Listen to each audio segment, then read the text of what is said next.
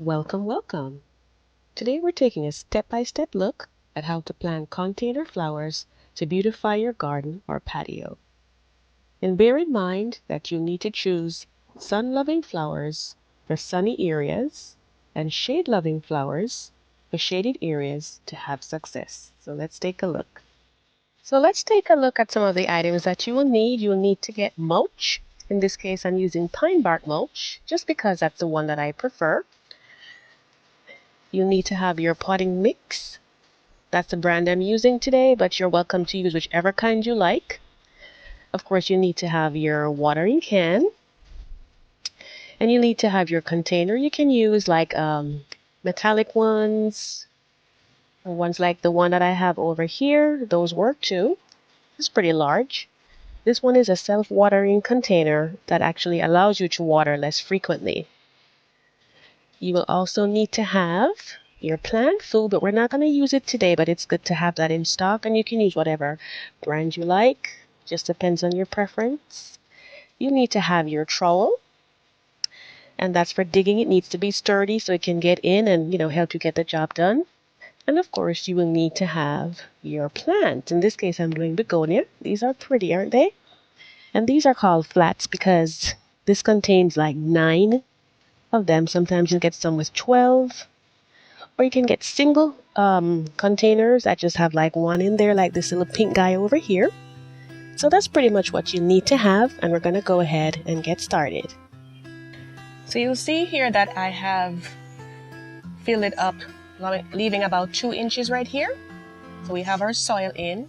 And if your container has large holes in the bottom, you can always use like a coffee filter, and you can cover the holes with it. You can cut it in halves if it's very big and just cover them so it helps to prevent excess water loss. So the next thing we're going to do is to get the flowers that we're using. In this case, we're using begonias. And you can see they have different colors. And this is a pack here that has 6 in there. Sometimes they'll have 12, sometimes even larger. Of course, you can also use larger containers. It just depends on what you get. But bear in mind that the smaller that they are, the less it's going to cost. It's more cost effective to get them smaller. But it does take a longer time, though, for them to get to that pretty fluffy height that you want. And so these are going to get pretty large. So we'll want to make sure they have enough spacing. So you dig in first and make sure you put it down to the level of the soil. And you can free just a little bit at the bottom, and then you come in and you cover with the soil and just press in a little bit, like so. And then I'm gonna get the next one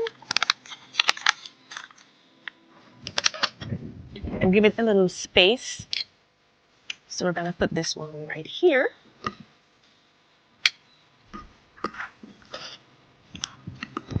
Cover again and press in.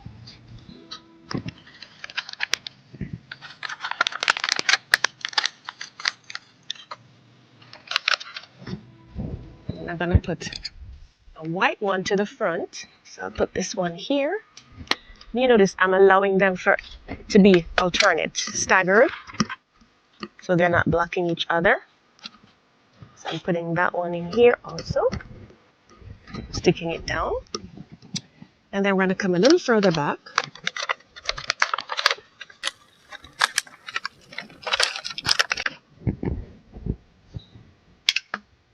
I'm going to put the next one in.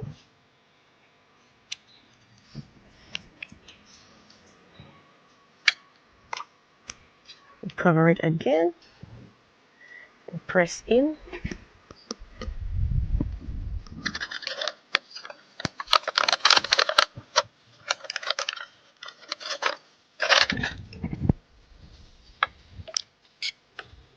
Let me put this one here.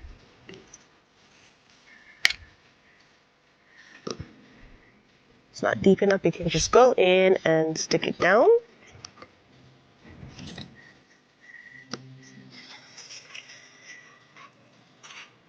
And you stick it in and press down.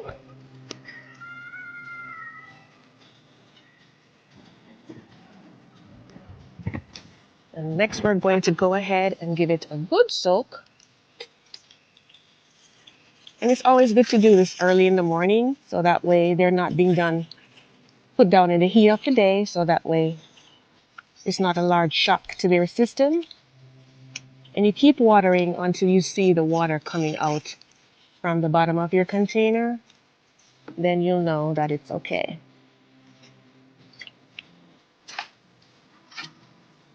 And the next thing that we'll have to do is to put our mulch. And this one again was the pine bark mulch. And you just go in and you put it on top.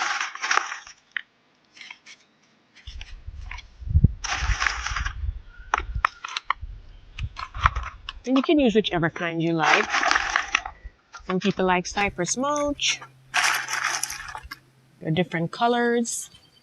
Some of them are black. It just depends on your landscape.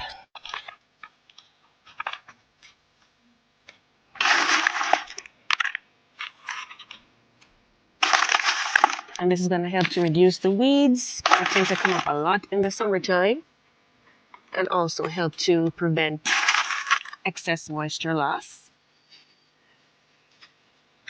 And then after you've spread it out, you always want to make sure that you give it another round of watering, because if you don't, then what's going to happen is the mulch is going to dry out the soil, and that's not going to be good for the plant. And I've attached a video at the end that shows you how to feed and water your container flowers.